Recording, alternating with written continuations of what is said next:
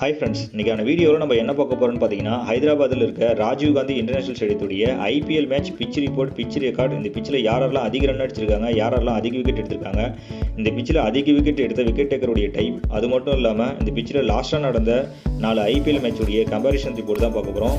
வாங்க வீடியோக்குள்ளே போகலாம். ஃபர்ஸ்ட் இந்த ஸ்டேடியத்துடைய ஐபிஎல் மேட்ச் பிச் ரெக்கார்டு எப்படி இருக்குது அப்படின்ற டீட்டெயில் பார்த்துலாம். மொத்தமாக இதில் 71 ஐபிஎல் மேட்ச் நடந்திருக்கு. அதில் ஃபர்ஸ்ட் பேட்டிங் எடுத்தவங்க 31 மேட்ச் வின் பண்ணியிருக்காங்க. செகண்ட் பேட்டிங் எடுத்தவங்க 40 மேட்ச் வின் பண்ணியிருக்காங்க.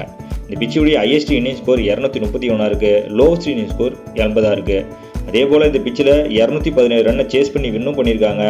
226 ரன்னை அடிக்க முடியாமல் மேட்சை லாஸ் பண்ணியிருக்காங்க. இந்த பிச்சுடைய ஆவரேஜ் ஃபர்ஸ்ட் இன்னிங் ஸ்கோர் 159 இருக்குது. ஆவரேஜ் செகண்ட் இன்னிங் ஸ்கோர் 148 இருக்குது. அடுத்து ராஜீவ் காந்தி இன்டர்நேஷனல் ஸ்டேடியத்துடைய ஐபிஎல் மேட்ச் பிச் ரிப்போர்ட் எப்படி இருக்குது அப்படின்ற டீட்டெயில் பார்த்துலாம். இந்த பிச்சு பார்த்தீங்கன்னா பேட்டிங் பவுலிங் இவங்க 2 பேருக்குமே சாதகமாக தான் இருக்கும் அப்படின்ற மாதிரி சொல்லியிருக்காங்க.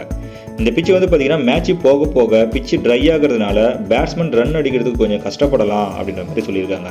அதுவே டியூ ஃபேக்டர் இருக்கும்போது பேட்ஸ்மேன் ரன் அதிகமாக அடிக்கிறதுக்கும் வாய்ப்பு இருக்குது அப்படின்ற மாதிரி சொல்லியிருக்காங்க. அது மட்டும் இல்லாமல் இந்த பிச்சில் medium fast bowler, spin bowler அதிகமாக விக்கெட் எடுக்கிறதுக்கு அதிக வாய்ப்பு இருக்குது அப்படின்ற மாதிரி சொல்லியிருக்காங்க.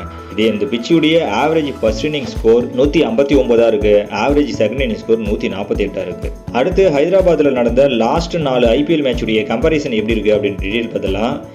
First match last year May month 18ஆம் தேதி நடந்திருக்கு. இதில் ஃபர்ஸ்ட் இன்னிங்ஸில் 186 ரன் அடிச்சிருக்காங்க. அதில் ஸ்பீட் பவுலர் 2 விக்கெட் எடுத்திருக்காங்க. ஸ்பின் பவுலர் 3 விக்கெட் எடுத்திருக்காங்க. செகண்ட் இன்னிங்ஸில் அந்த ரன்னை சேஸ் பண்ணி வின் பண்ணியிருக்காங்க. அதில் ஸ்பீட் பவுலர் 2 விக்கெட் எடுத்திருக்காங்க. இந்த மேட்ச் செகண்ட் பேட்டிங் எடுத்த டீம் வின் பண்ணியிருக்காங்க. செகண்ட் மேட்ச் லாஸ்ட் இயர் மே 13 நடந்திருக்கு. இதில் ஃபர்ஸ்ட் இன்னிங்ஸில் 182 ரன் அடிச்சிருக்காங்க. அதில் ஸ்பீட் பவுலர் 3 விக்கெட் எடுத்திருக்காங்க. ஸ்பின் பவுலர் 3 விக்கெட் எடுத்திருக்காங்க. செகண்ட் இன்னிங்ஸில் இந்த ரன்னை சேஸ் பண்ணி வின் பண்ணியிருக்காங்க. அதில் ஸ்பின் பவுலர் 3 விக்கெட் எடுத்திருக்காங்க. இந்த மேட்ச் செகண்ட் பேட்டிங் எடுத்த டீம் வின் பண்ணியிருக்காங்க. தேர்ட் மேட்ச் லாஸ்ட் இயர் மே 4 நடந்திருக்கு. இதில் ஃபர்ஸ்ட் இன்னிங்ஸில் 171 ரன் அடிச்சிருக்காங்க. ஸ்பீட் பவுலர் 6 விக்கெட் எடுத்திருக்காங்க. ஸ்பின் பவுலர் 2 விக்கெட் எடுத்திருக்காங்க. செகண்ட் இன்னிங்ஸில் இந்த ரன்னை சேஸ் பண்ண முடியாமல் மேட்சை லாஸ் பண்ணியிருக்காங்க. இதில் ஸ்பீட் பவுலர் 6 விக்கெட் எடுத்திருக்காங்க. ஸ்பின் பவுலர் 2 விக்கெட் எடுத்திருக்காங்க. இந்த மேட்ச் ஃபர்ஸ்ட் பேட்டிங் எடுத்த டீம் வின் பண்ணியிருக்காங்க.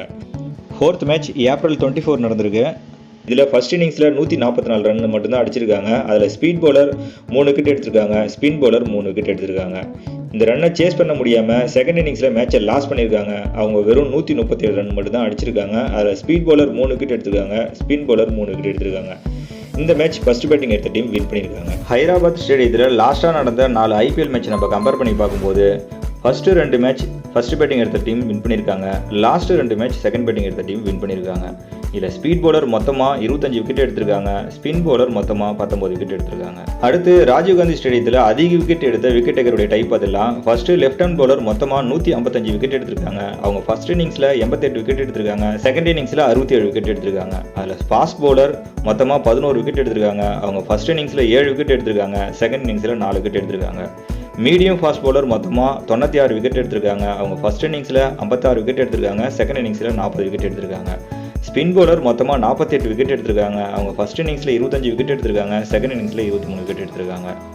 ரைட் ஹேண்ட் பவுலர் மொத்தமாக 600 விக்கெட் எடுத்திருக்காங்க. அதில் ஃபர்ஸ்ட் இன்னிங்ஸில் 314 விக்கெட் எடுத்திருக்காங்க. செகண்ட் இன்னிங்ஸில் 286 விக்கெட் எடுத்திருக்காங்க. அதில் ஃபாஸ்ட் பவுலர் 76 விக்கெட் எடுத்திருக்காங்க. அதில் ஃபர்ஸ்ட் இன்னிங்ஸில் 36 விக்கெட் எடுத்திருக்காங்க. செகண்ட் இன்னிங்ஸில் 40 விக்கெட் எடுத்திருக்காங்க. மீடியம் ஃபாஸ்ட் பவுலர் மொத்தமாக 349 விக்கெட் எடுத்திருக்காங்க. அவங்க ஃபர்ஸ்ட் இன்னிங்ஸில் 184 விக்கெட் எடுத்திருக்காங்க. செகண்ட் இன்னிங்ஸில் 165 விக்கெட் எடுத்திருக்காங்க. ஸ்பின் பவுலர் மொத்தமாக 175 விக்கெட் எடுத்திருக்காங்க. அதில் ஃபர்ஸ்ட் இன்னிங்ஸில் 94 விக்கெட் எடுத்திருக்காங்க. செகண்ட் இன்னிங்ஸில் 81 விக்கெட் எடுத்திருக்காங்க. ரெண்டுத்தையும் நம்ம கம்பேர் பண்ணி பார்க்கும்போது 2 இன்னிங்ஸுமே சேர்த்து மீடியம் ஃபாஸ்ட் பவுலர் மட்டும் அதிகமாக எடுத்திருக்காங்க. அதுக்கு அடுத்த இடத்துல ஸ்பின் பவுலர் இருக்காங்க. நீங்கள் ஒரு ட்ரீம் 11 பிளேயர் அப்படின்னா உங்களுடைய டீம் எப்படி இருக்கலாம்னு பார்த்தீங்கன்னா, பேட்டிங் வரிசையில் கொஞ்சம் ஸ்டாண்ட் பண்ணி ஆடக்கூடிய பேட்டிங்கை செலக்ட் பண்ணி வச்சுக்கோங்க. அடுத்து ஆல்ரவுண்டர் லிஸ்ட்டில் ஸ்பின் ஆல்ரவுண்டர், ஸ்பீட் ஆல்ரவுண்டர் இவங்க 2 பேருமே செலக்ட் பண்ணி வச்சுக்கோங்க. அடுத்து பவுலிங் லிஸ்ட்டில் medium fast bowler and spin பவுலராக இருந்தால் நல்லாயிருக்கும். அதே போல் right hand bowler, left hand bowler கொஞ்சம் காம்பினேஷனை பார்த்து செலக்ட் பண்ணி வச்சுக்கோங்க. தேங்க்யூ.